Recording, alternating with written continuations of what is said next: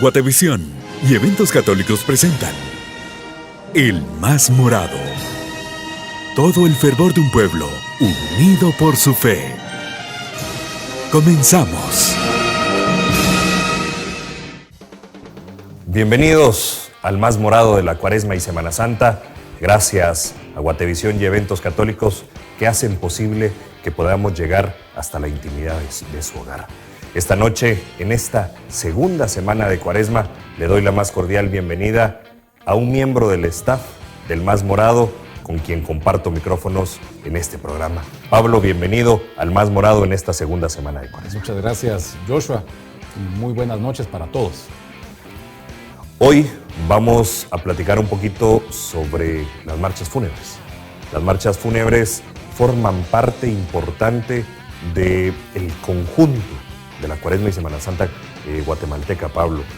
Parte importantísimo también del patrimonio intangible de la humanidad. Es correcto, son las notas musicales precisamente las que le dan ese tono dramático a cada cuadra, cada paso, cada momento importante de la procesión. ¿Qué sería un turno sin nuestras marchas fúnebres? Esas marchas fúnebres que nos permiten el arrullo, que nos permiten el vaivén de las andas, que nos permiten el paso cadencioso y poder elevar nuestra oración cuando abrazamos el bolillo. Pero esta segunda semana tiene características muy importantes en nuestra devota Guatemala. La paletina negra, que largos meses ha reposado, peinará su dorado fleco. El capuz morado y la túnica minuciosamente planchada vestirá a los devotos cargadores, que de acera en acera teñirán las calles en conjunto del morado de las jacarandas, que anuncian el paso inexorable del tiempo de la Santa Cuaresma. Llegará el viernes en la modesta iglesia del Monte Pulciano, vestirá sus mejores galas para la solemne velación del Nazareno de esta pequeña aldea. Aves, acerrín, pino, corozo y diversidad de fruta darán el marco perfecto para los tradicionales huertos de la antigua capital del reino, dando paso al fin de semana, motivados acaso con la transfiguración allá en el Monte Tabor y buscando asegurarse un lugar en la lista de cargadores. Este domingo siguen los devotos de las diferentes imágenes procesionales acudiendo a la cita con el cartabón. Alguno, ante la imposibilidad de hacerlo personalmente, encargará a su esposa, a la madre, y otras veces, a un pariente cercano o a un amigo realizar el trámite y así quedar inscritos mediante la presentación de una tarjeta, turno de años anteriores, por considerar la idónea identificación. El día transcurre. Se hablan de los estrenos de determinadas procesiones, otras veces de cambio de itinerarios que se creían tradicionales. Se nota la contrariedad de un cucurucho que a lo lejos de aumentar su talla, se vio reducida. Acompañado también del devoto músico que va corriendo para la 18 calle para ser partícipe de la procesión mayor del Nazareno de los terciarios franciscanos.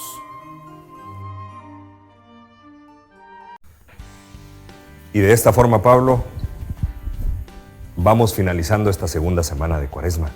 Prepararnos para tener esa cita con el cartabón o ir a recoger ya nuestros turnos, porque algunas parroquias han anunciado que ya se entregan los turnos, o prepararnos a ir a ver las velaciones de la antigua Guatemala o el encuentro con el Nazareno de los hermanos terciarios. Y es que es increíble cómo apenas vamos por la segunda semana y ha ocurrido tantísimo que está nutriendo las páginas de oro de nuestra Cuaresma. Que quedarán en los relatos, en los recuerdos de esos acontecimientos cuando hablemos de la Cuaresma 2024. Correcto, que son inagotables para el cucurucho. Así es. Horas y horas en la plática de los cucuruchos, la tertulia de un cucurucho. Pero ahora sí, adentrando en el tema que nos corresponde esta noche para todos los amigos que están en Guatevisión y en Eventos Católicos, el poder conocer un poquito más sobre las marchas fúnebres guatemaltecas, y eso me hace regresar al inicio de la historia de las marchas. ¿Cuál es el origen de las marchas fúnebres en Guatemala? dentro de las múltiples relaciones que existen entre la época precolombina y la época de la conquista y en adelante, pues se marca que históricamente existía ya música para algunas procesiones que se daban en el tiempo de los mayas y de las tribus antiguas de la región de Mesoamérica. Obviamente con otro tipo de instrumentos y con otro tipo de construcción a lo que trajo el viejo mundo, al nuevo mundo posteriormente.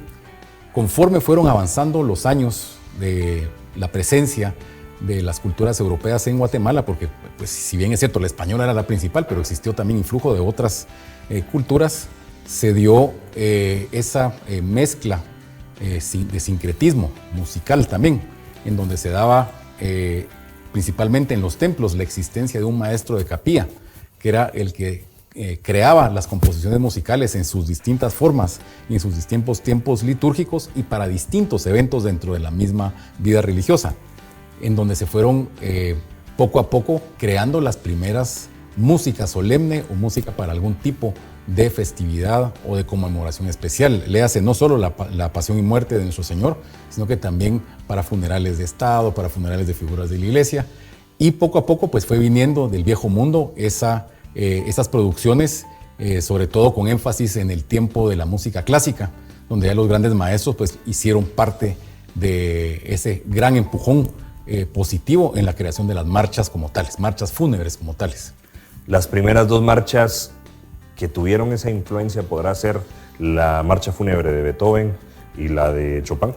Podría ser, y de hecho existen otras más, como la de Mendelssohn y otros tantos músicos de la misma época clásica, el periodo clásico de la música, en donde por supuesto que la concepción de la marcha como tal es muy distinta a lo que escuchamos actualmente, porque era creada para orquestas sinfónicas, ¿verdad? O incluso para pequeñas grupos de música de cámara, no para las grandes bandas militares o marciales como las que tenemos conocimiento en los últimos años. Bueno, ya son más de 150 años de tener ese tipo de música. Y entonces, conforme ellos crearon esas piezas, que obviamente no se grababan, solo se escuchaban al momento que se ejecutaban, pues más de algún músico fue tomando idea también para que las bandas militares de los distintos reinos europeos que en aquel tiempo tenían mucho más preeminencia, mucho más presencia en la vida diaria y su relación con la vida religiosa, pues fueran creando los grupos de metales y de otro tipo de percusión para darles el carácter que tienen en la actualidad, que si bien es cierto, es distinto, no deja de ser muy parecido lo que se toca allá con lo que se toca acá. En el gremio de los músicos, ya nos estamos siguiendo ya nuestra actualidad, en el gremio de los músicos, ¿a qué se refiere con marchas de memoria? Las marchas de memoria son las marchas más conocidas, son las que toda la banda puede tocar con su correspondiente registro sin necesidad de leer las partituras o papeles, como se le llama coloquialmente a la guía, donde está en el pentagrama, donde está escrito cada uno de los registros de cada instrumento. En Guatemala podemos hablar de muchísimas marchas que se conocen de memoria: la reseña, la fosa, una lágrima, el cuervo, la dolorosa y tantas otras. Yo incluso he comentado y he contado anteriormente que para una procesión del Santo Entierro de Santo Domingo, que cayó un aguacero tremendo, creo que fue en el año 2010, la banda ejecutó alrededor de 30 marchas de memoria sin repetir.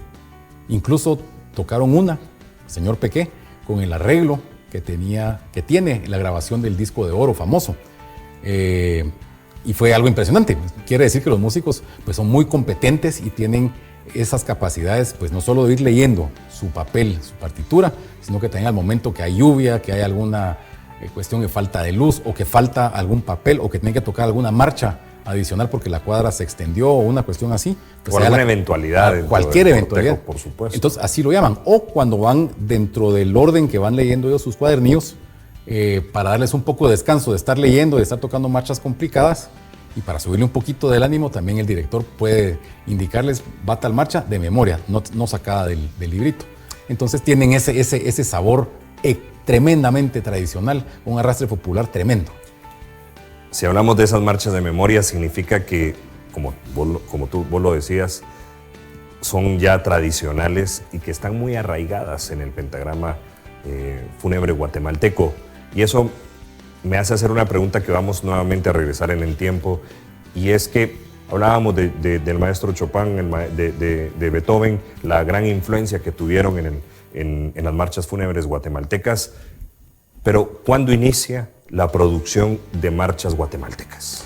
En la última parte del siglo XIX, cuando se dan algunos cambios políticos en que los gobernantes de turno quieren darle algunos influjos europeos a las Fuerzas Armadas, traen diferentes directores de orquesta para dotar a las escuelas de música militar con maestros europeos, maestros alemanes, maestros austriacos, que definitivamente pues, pusieron su granito de arena en que esto sucediera. Las procesiones, desde que inician hasta bien entrado el siglo XIX, pues salían con grupos de coro, grupos de cuerdas, poca percusión, y pues tenían otro carácter menos marcial, digamos.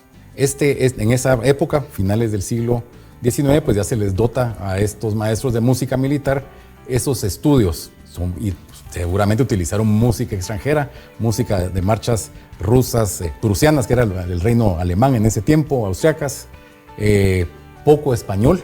España estaba en otro tipo de movimiento político en ese momento, y sus marchas, a pesar de que se les llama que son las madres de las nuestras, no lo son, porque las marchas españolas son más triunfales que fúnebres realmente, aunque tienen un deje muy especial incluso de la influencia morisca que tuvo la música española.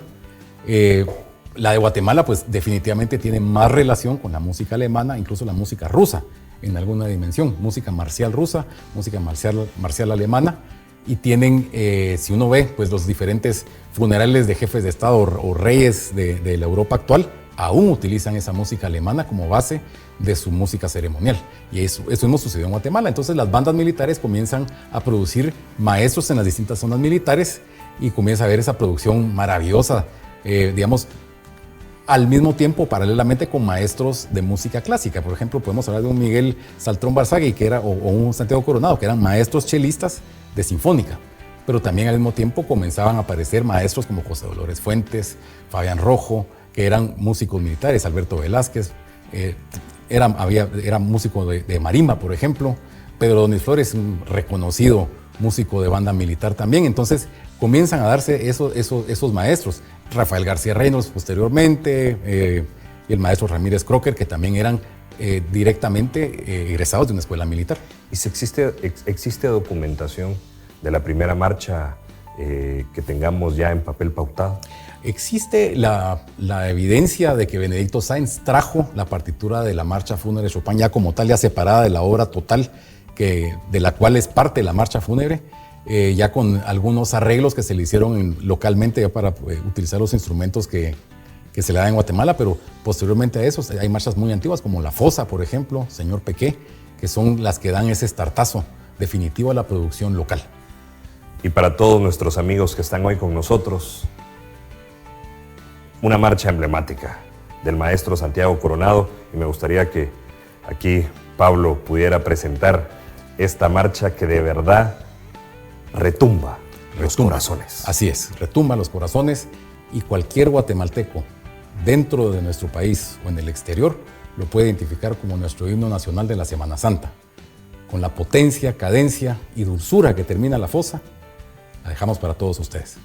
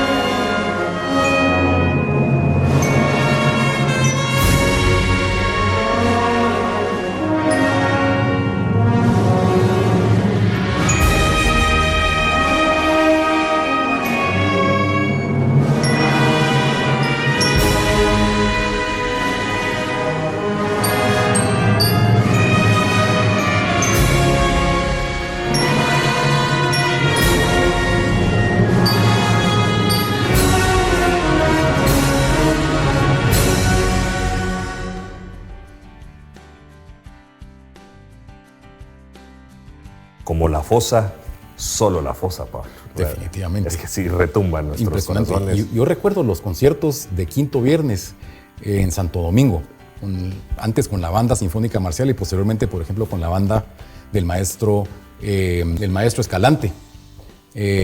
Siempre, ya ni siquiera programaban la marcha a la fosa como la clausura del concierto, sino que la dejaban. Ya era de memoria. Ya era de memoria y se la sabía. Terminaba la última marcha programada y comenzaban con unos textos de aquel tiempo que iniciaba siempre con: al filo de la medianoche, las puertas de la basílica se abren de par en par.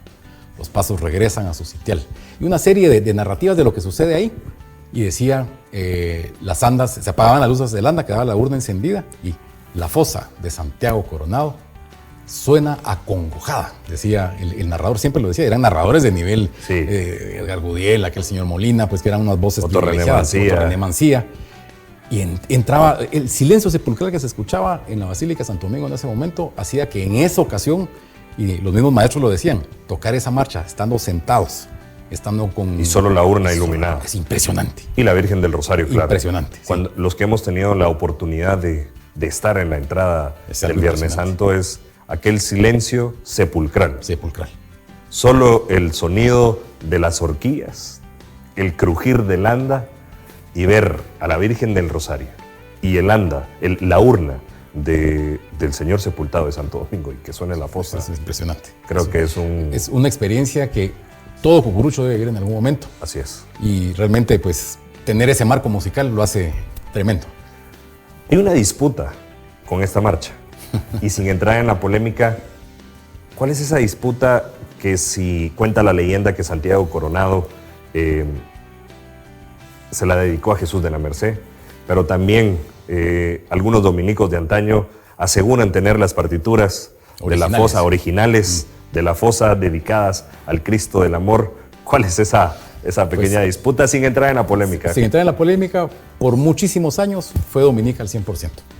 En los últimos años del siglo XX, pues, un pariente del maestro Coronado, pues, contó esto que se manejaba a nivel familiar de cómo él escribió la marcha La Fosa, que fue un asunto, pues, mágico, impresionante, pues, que el maestro Coronado estaba rezando ante la imagen del Señor de la Merced y en algún momento bajó su mirada y cuando regresa la mirada arriba no está el Señor en su camarín y se asusta, voltea a ver y ve al Señor saliendo de una de las fosas o catacumbas que hay en la nave central del Templo de la Merced. Incluso le dice Santiago y él dice: ah, carajo, contesta él, y empieza a escuchar la marcha mientras ve que el Señor se va con luz en el pasillo. Una historia preciosa, una leyenda fabulosa. Y entonces ahí se volvió todavía más, no tenso, pero más marcado el asunto de esta disputa, pues porque sí existía desde muchos años antes esa identificación entre ambas asociaciones o instituciones con la marcha a la fosa. El dominico te va a decir que es dominica y el mercedario te va a decir que es mercedario. Pero lo que sí es cierto es que forma parte ahora del patrimonio intangible de la humanidad, forma parte de la Cuaresma y Semana Santa, forma parte de todos los cucuruchos y podemos escuchar esa marcha que retumba nuestros corazones. Pero hemos hablado ya de la historia de cómo surgen las marchas fúnebres, cómo surgen en Guatemala. Hablamos de cuándo inicia la producción de las marchas fúnebres en Guatemala y ahora trasladarnos a los cortejos procesionales. ¿Cómo prepara una hermandad el programa de marchas fúnebres en relación a su recorrido, en relación a los turnos y diríamos, a esos puntos de referencia que nosotros hoy conocemos? Creo que esos son los puntos más importantes a considerar como primer punto, como punto de avance. Pero debe haber una actualización año con año en cuanto a lo que sucede realmente en el recorrido. Las cuadras van cambiando, la fisonomía misma de las calles cambian, que la parada del Transmetro, que pues hay algunos cambios en el camino o cambios en el mismo recorrido que hacen que se cambien turnos porque tal o cual familia o institución solicita tal cuadra y solicita también su marcha. Y para hacerlo realizable, pues se debe tomar las medidas de acuerdo a lo que el organizador o la persona que está preparando el programa de marchas, junto con el maestro y con el equipo de logística, por ejemplo, el equipo de ANDA, pues sepan que puede durar tal o cual paso.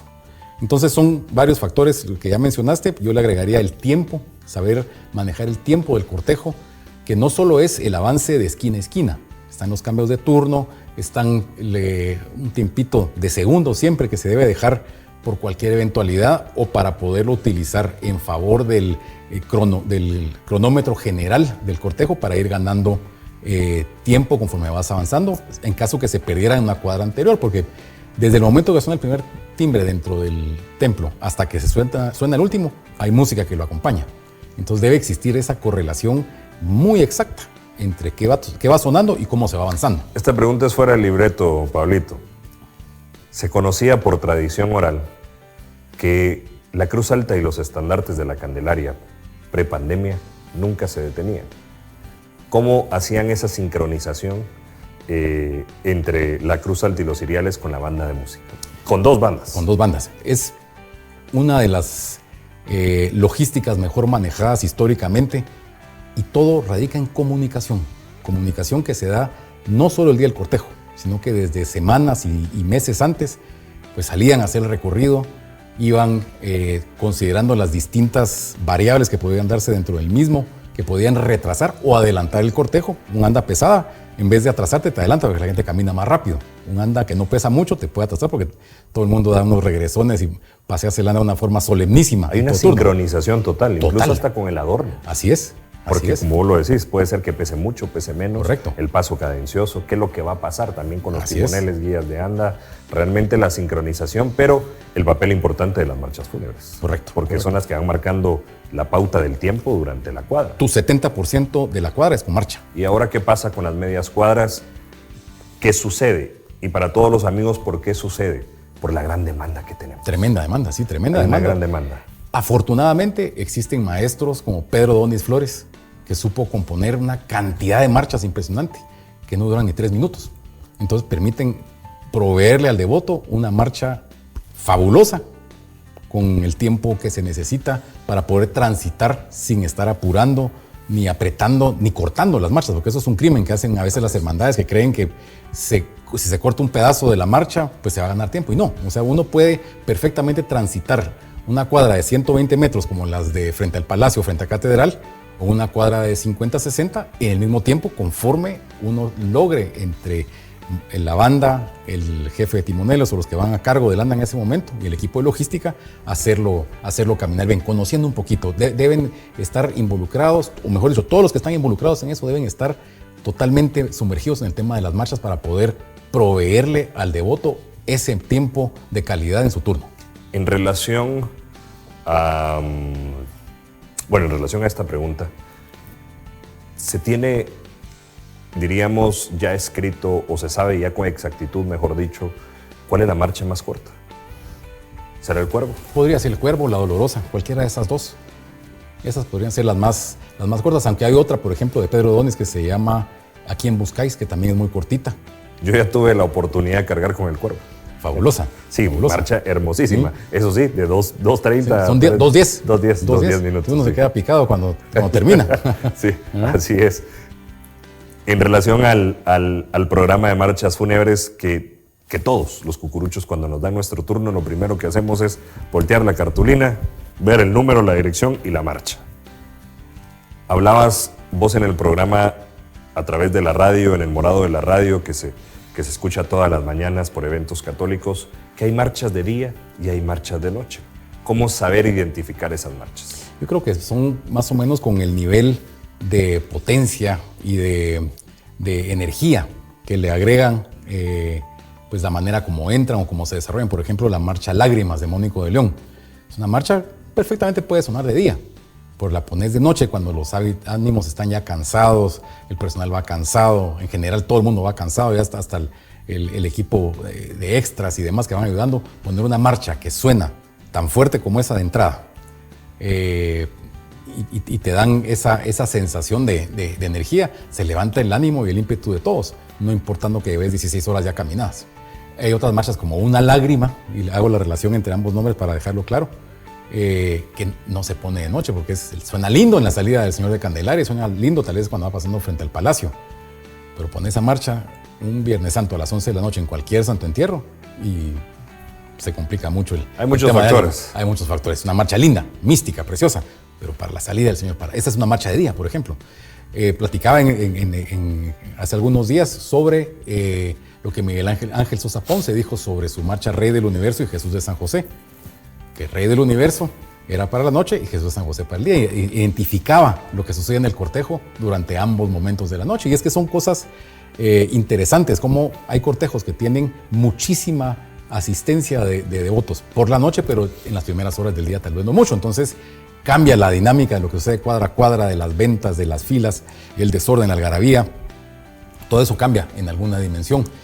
Y cuando vamos acercándonos a los templos ya de regreso, pues el sentimiento de nostalgia es más grande. Entonces también existe como que tu última mirada tocada de día suena bonito.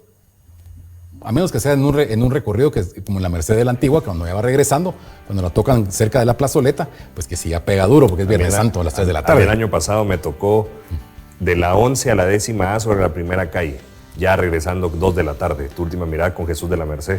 Pega diferente, sí, totalmente, pega diferente. Entonces, totalmente. Yo creo que más que de día y de noche deberíamos de verlas como de principio o de final de cortejo. Y para todos ustedes, una de las marchas, de las primeras marchas en Guatemala del maestro Federico Chopin, Marcha Fúnebre.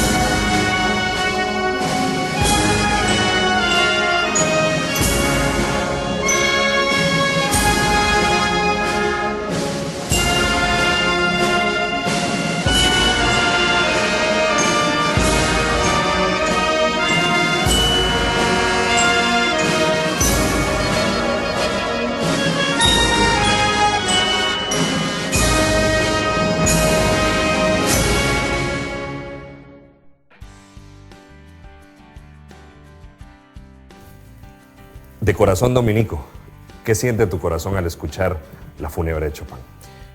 Definitivamente nos transporta a la basílica, al interior de la basílica. Porque a pesar de que si suena en cualquier turno en la calle, que en el caso del Santo Entierro no suena, no va a sonar nunca durante el recorrido, pero de otra procesión, pues siempre infunde cierto respeto porque es la marcha fúnebre por excelencia. Cuando Jesús de Candelaria está por entrar, llega Correcto. al atrio y, Eso es y suena la impresionante. fúnebre. El día, el misticismo del tríodo pascual, Correcto. Jesús de Candelaria. Y agregando a eso, por ejemplo, en ese momento que le ejecutan, es una hora en que los vendedores ya se cansaron de gritar, la gente ya va cansada, ya va Así es. en silencio. Hay un silencio lindo, el silencio de calle es diferente que el silencio dentro de un templo. Es un silencio más amplio, un silencio con cierta musiquita social, digamos. Entonces, Como la salida de Jesús de la Merced en la Antigua Guatemala, el Domingo de Ramos. correcto. Y por ejemplo, ahí, para el que tiene corazón mercedario en la Antigua, también le juega es impresionante esa motivación que le da a uno el sentir cada una de las marchas. En el caso de la fúnebre de Chopin, vuelvo a lo que decía al principio, es la marcha fúnebre por excelencia, que cualquiera la relaciona, incluso gente que no tiene experiencia en las procesiones, sabe que es la marcha fúnebre de Chopin. Hasta los niños pueden hacer en algún momento en un juego, pueden hacer el tan, tan, tarán, tarán, y saben que es la marcha fúnebre de Chopin. Así es. ¿Verdad? Entonces, así de amplio es ese sentimiento. Hablando de esta marcha tan importante, y regresamos al siglo XX, al inicio era la marcha que se ejecutaba al inicio de cada procesión. Hoy por hoy conocemos las marchas oficiales, que son utilizadas al inicio en Catedral Metropolitana o en la entrada del cortejo procesional. Hablemos de todas las procesiones en Guatemala. ¿Qué significa una marcha oficial, Pablo?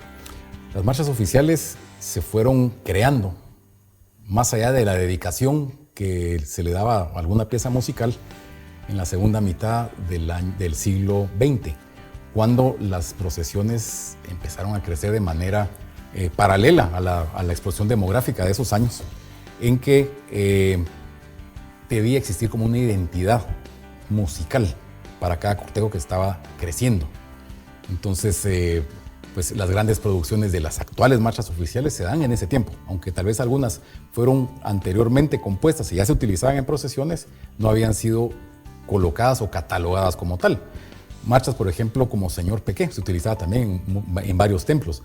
Y en el interior del país y en procesiones de barrio de menor envergadura en cuanto a la participación de fieles que tal vez no tienen una marcha oficial, siguen utilizando esas marchas como las oficiales. Sin embargo, las grandes procesiones del Centro Histórico de Antigua Guatemala y de Xela, pues empiezan a tener esa producción y esa dedicación especial y la colocación para sus diferentes producciones musicales en acetatos, en cassettes y en los conciertos, para que la gente los identificara de manera musical. Solo con oír la marcha sabían de dónde era. Y eso fue, no sé quién habrá sido el que le puso el oficial como apellido a la marcha, pero seguramente fue una muy buena decisión, porque hablar de marchas oficiales, uno sabe inmediatamente que no son las 300 que están en un archivero de un músico, sino que son las 20 más importantes que suenan en la Cuaresma y Semana Santa. Y en el caso de Santa Teresa, que es algo muy particular, que el autor deja en su testamento, y vos me vas a corregir, que no se puede tocar la marcha fuera del interior del templo, en la salida y en la entrada del cortejo procesional de Santa Teresa. El maestro Isidro Arana Godoy, él era el maestro de capilla de Santa Teresa, también lo fue de Catedral Metropolitana, un músico consumado, que incluso tenía al día de hoy algunos de los maestros de la actualidad que dicen que su música era un poco más allá que la música de marcha fúnebre, era un poco de música contemporánea y sí se echaba uno sus arreglos ahí un poco especiales, peculiares. Y dentro de ello, en el año 58, pues hace entrega de la partitura, escrita originalmente en órgano, pero musicalizada o instrumentalizada por el maestro Alfredo Dávila Rendón, a la naciente Asociación de Jesús Rescate, que tenía 4 años de haber empezado a sacar nuevamente el cortejo procesional. Y parte de su deseo, nunca por escrito, pero sí de manera por voz, le dijo al entonces encargado general, recordado don Osvaldo Aquino, por favor que mi marcha nunca suene fuera de la iglesia y que no sea ni en la entrada o la salida de la procesión.